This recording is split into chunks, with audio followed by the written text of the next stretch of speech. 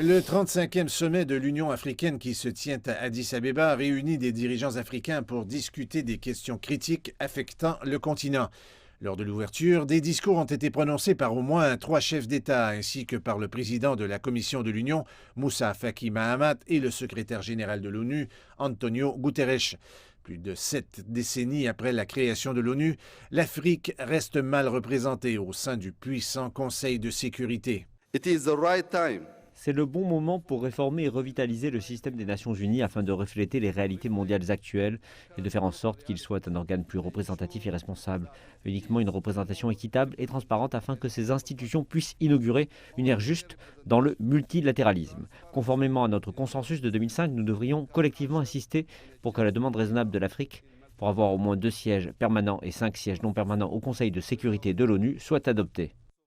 Cette année, le thème de l'Assemblée de l'Union africaine est « Renforcer la résilience en matière de nutrition sur le continent africain, accélérer le capital humain, le développement social et économique ».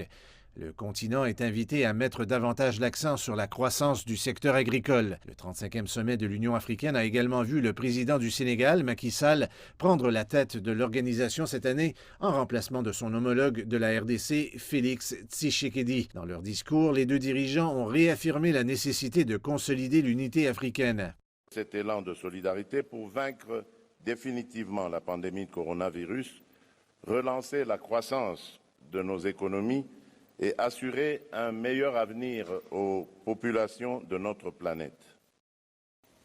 6 décennies après, leur vision lumineuse continue d'inspirer notre vivre ensemble et d'éclairer notre marche solidaire vers l'idéal d'intégration africaine. Le sommet de l'Union africaine est un événement de 2 jours. On s'attend à ce que des résolutions fortes soient adoptées, en particulier sur la situation de la paix et de la sécurité sur le continent.